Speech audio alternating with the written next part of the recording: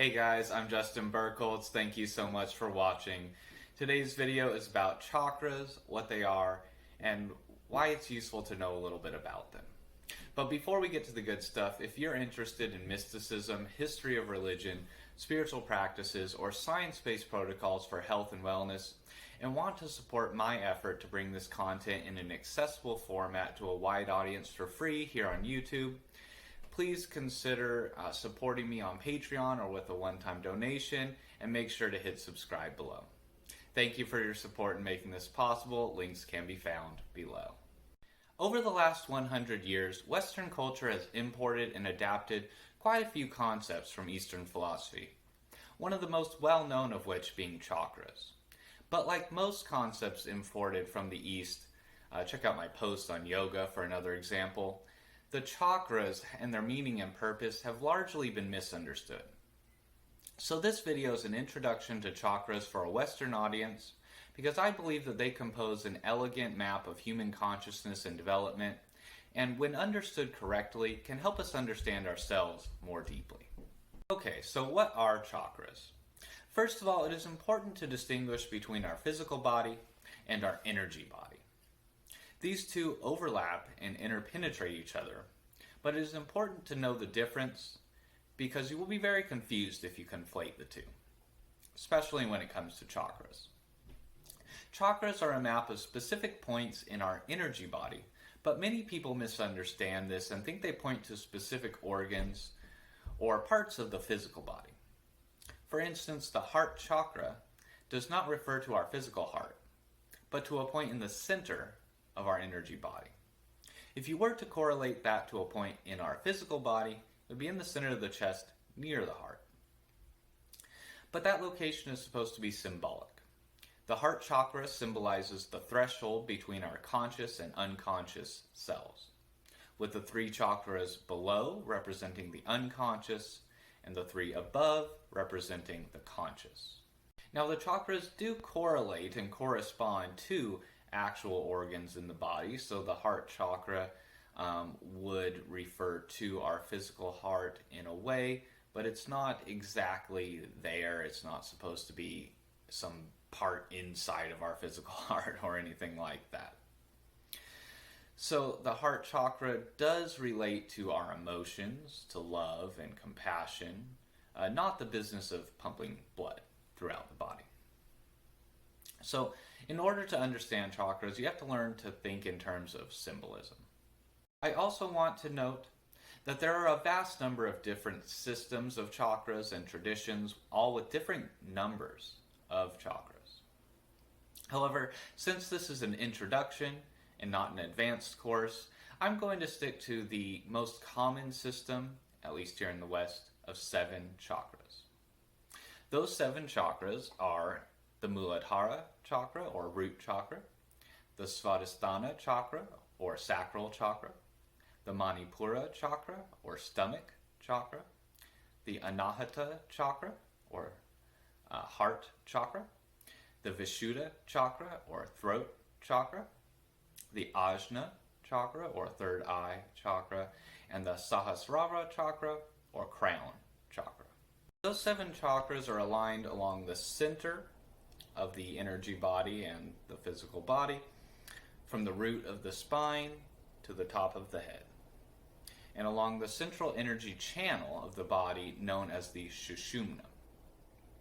Now, chakra is a Sanskrit word for wheel. So when a chakra is open, that wheel is spinning quickly and a lot of energy is passing through. But when a chakra is blocked, that wheel is spinning very slowly and energy is just barely flowing through like a trickle. So you'll hear a lot of talk about unblocking chakras. So I just want to talk a little bit about that. When we pay attention to where our energy is blocked and what the symptoms are of a certain blocked chakra, it can help us understand and identify opportunities for growth and development.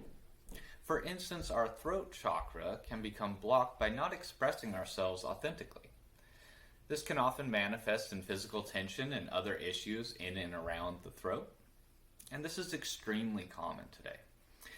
As anyone who has spent time around young children knows, we are born freely expressing ourselves and playing with the capabilities of our voice. But that free and authentic expression is often unwelcomed by adults who don't feel free to authentically express themselves and therefore find it disturbing when others do. So we are yelled at and told to be quiet, to stop crying, to hold our tongue, and not go around screaming and shrieking and laughing out loud because that disturbs the peace. So we stop playing with our voice and our expression. We keep things in, and we forget our potential and build up barriers around our throat chakra that slow the flow of energy down to a trickle. I've heard therapists who work with adult men say that this issue arises in nearly every man they work with, and some form of vocalization exercise that involves playful or otherwise unimpeded vocal expression is a core part of the therapeutic process. But remember that the throat chakra doesn't just refer to the actual throat and to vocal expression. It refers to creative expression through any medium. So a blocked throat chakra could result in writer's block or a lack of inspiration to create visual art. But when you get the energy flowing again by unblocking that chakra, the creative energy can flow again and passion and inspiration often return. The process of unblocking can take many forms, such as art therapy, talk therapy, group singing, etc. But the idea is that when you learn to express yourself authentically, in one way that translates to being able to express yourself authentically in other ways as well. Okay, so that should give you enough knowledge about the basics of chakras to begin to form a frame through which to view them properly. Now I want to return to the 7 chakras and go through each one to give you an idea of the symbolism behind them.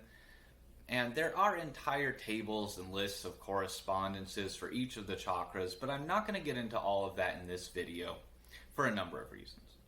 One is that much of that symbolism is rooted in the Vedic worldview, which is entirely foreign to Westerners, and if I were to try to describe it to you without providing extensive cultural background knowledge and context, you would almost assuredly misunderstand. For example, if I were to describe the deities that correspond with the root chakra, such as Dakini, holding a spear, a staff, a skull atop, a sword, and a cup, you would likely have no idea what I'm actually talking about and how it should be symbolically understood. Explaining that cultural context is outside the scope of this video, so for now I will only relay the correspondences which can be easily understood without it. So starting with the root chakra, or the Muladhara chakra, this is at the base of the spine. This chakra corresponds with the color red, the element of earth, the sense of smell, and the animal symbols of the bull, the elephant, and the ox. It refers to survival and stability, and our base needs like food and shelter. The symbol for this chakra contains a square in the center of a 4-petaled lotus. This is because the number 4 and its associated geometric symbol, the square, represents stability, both in the east and the west. Muladhara comes from 2 Sanskrit words that mean root and support. This chakra refers to our survival instinct and drive, and our connection to the earth and the physical world. When it is functioning properly, we have the drive to battle against diversity and adapt to new circumstances. This is our root, because without this basic drive, we have no will to do anything. Whenever we draw energy up from the earth into our energy body, it must pass through the gateway of the root chakra, just as it must pass down through the crown chakra when we draw energy down from the heavenly realm. Thus, the human becomes the bridge between heaven and earth. When this chakra is blocked, it can manifest in symptoms like obesity, constipation, codependence, neuroticism, and anxiety. Next, we have the sacral chakra, or the Svadhisthana chakra. This chakra corresponds with the color orange, the element of water, the sense of taste, and the animal symbols of the fish and sea creatures. It refers to pleasure, sexuality, and creativity, and our need for connection. In contrast to the stability of the element of earth of the root chakra, the sacral chakra is associated with the element of water, which has no fixed form. The element of water and the sacral chakra are associated with the moon and its quality of reflection as well. The moon is a symbol of the emotions and the hidden unconscious, in both the personal and collective levels. When this chakra is functioning properly, we are imbued with a sense of self-confidence and creativity, and our sexuality is either integrated or transmuted, and provides us with a source of energy and inspiration.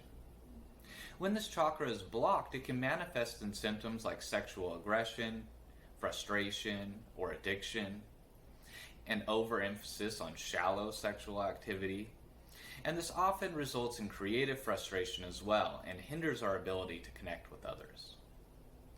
Conversely, it can also manifest in impotence and lack of desire, depending on the nature of the blockage. So, when energy flows into this chakra but not out, our consciousness becomes stuck there and unable to move on.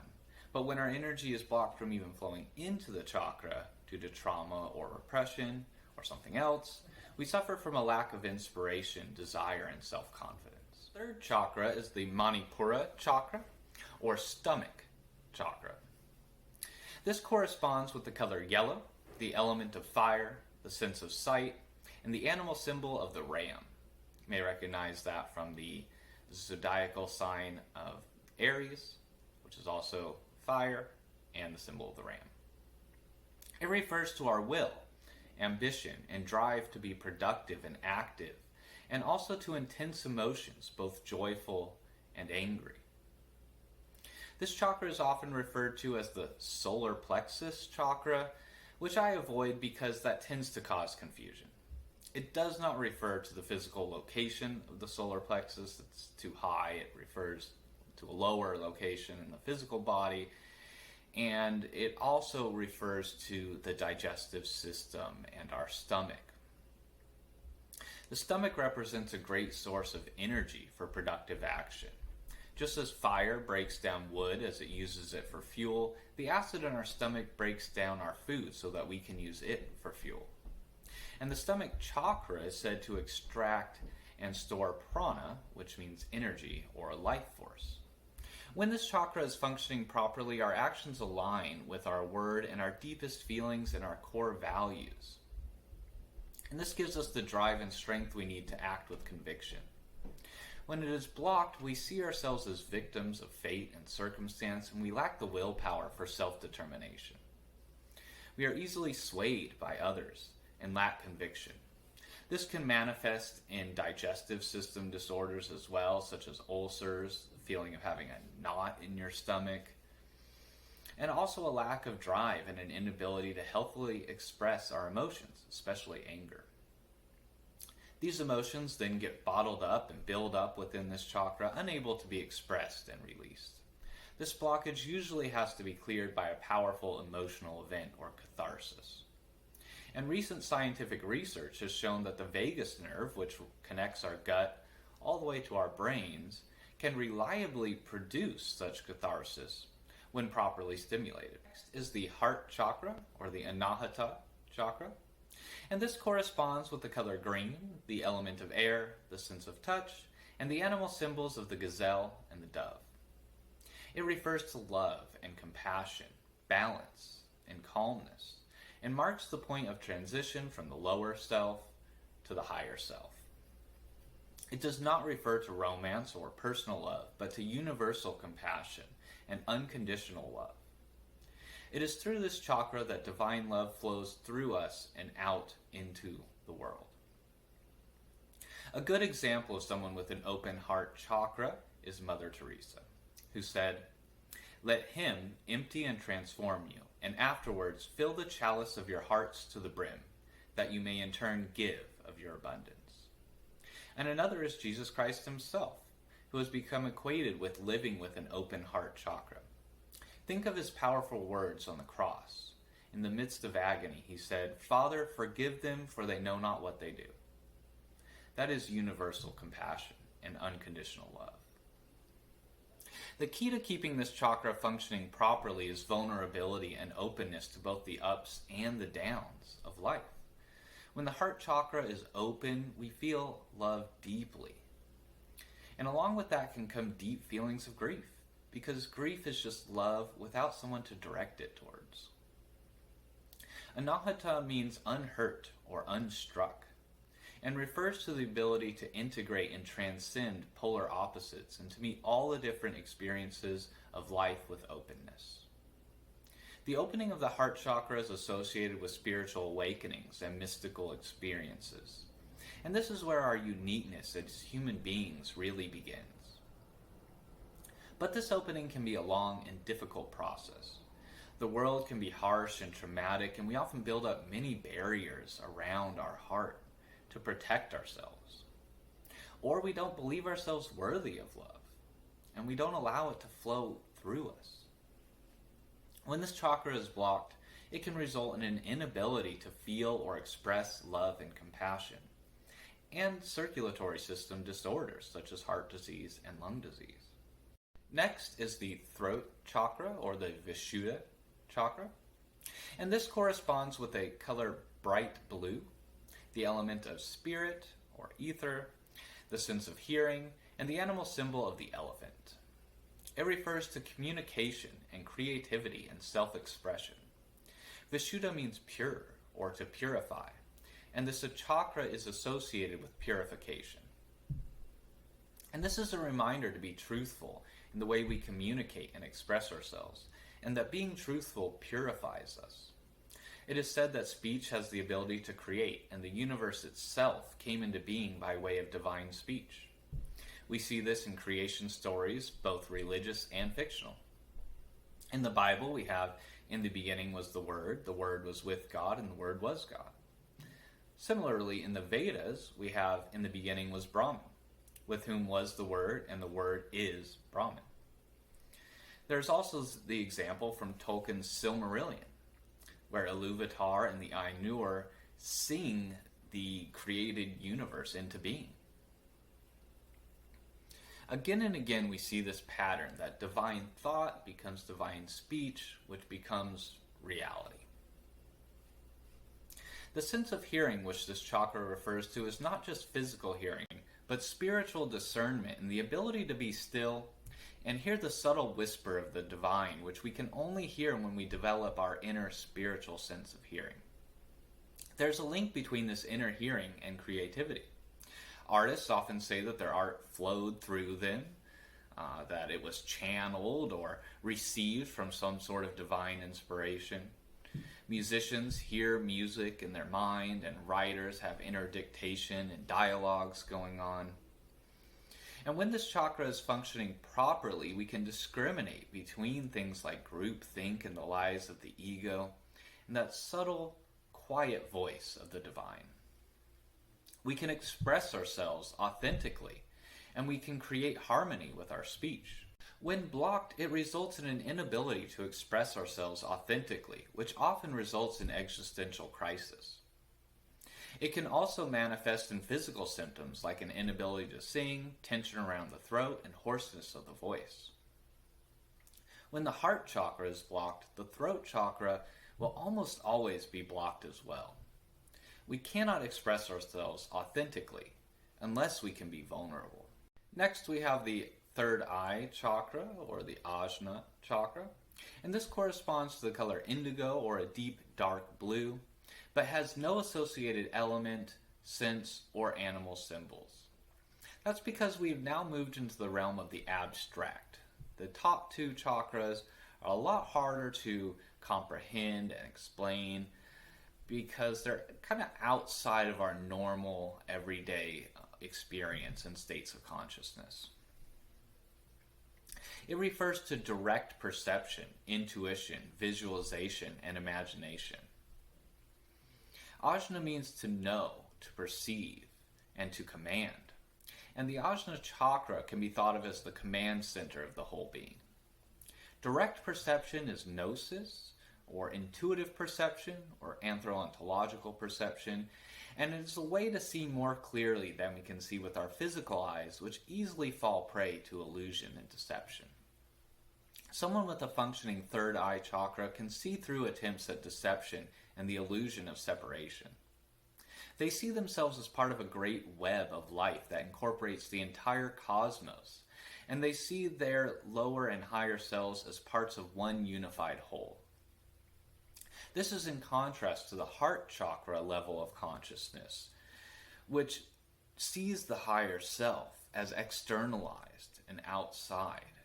Here, the higher self and the lower self are seen as one whole, not as something distant and ideal and out there, but something that is deep within and part of us.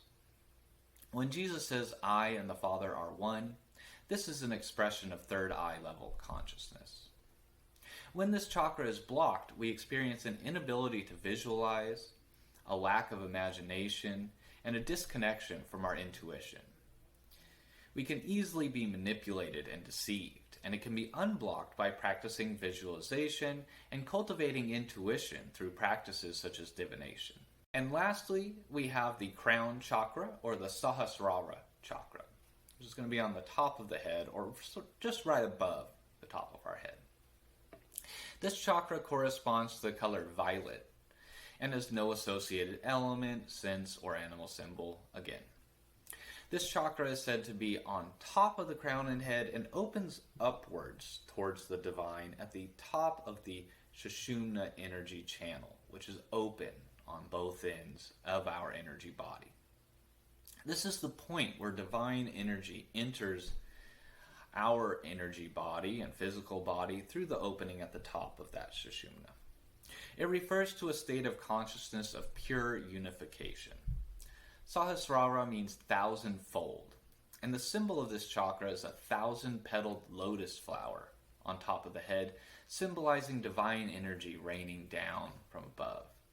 In Christian or Western iconography, this is often shown as a golden halo around the head.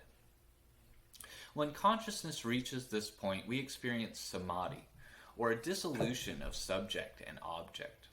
In Christian tradition, this would be known as the beatific vision.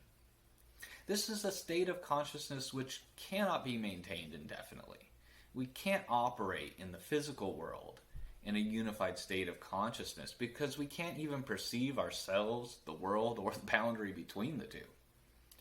This is a state beyond ego, and the opening of this chakra corresponds with what has been called ego death, but which is more properly understood as ego dissolution. Our ego must reform itself after this experience because we need our egos to live. But it can dissolve for a time so that we can experience ultimate transcendence. This is what William James spoke about when he said, "So long as egoistic worry of the sick soul guards the door, the expansive confidence of the soul of faith gains no presence. But let the former faint away, even for a moment, and the latter can profit by the opportunity, and having once acquired possession, may retain it." So, while we can't maintain that state of consciousness, when we reach that state, even for a moment, we get a glimpse of that ultimate transcendence, and that allows us to carry the expansive confidence of the soul of faith into our lives moving forward, even if we aren't still in that unified state of consciousness.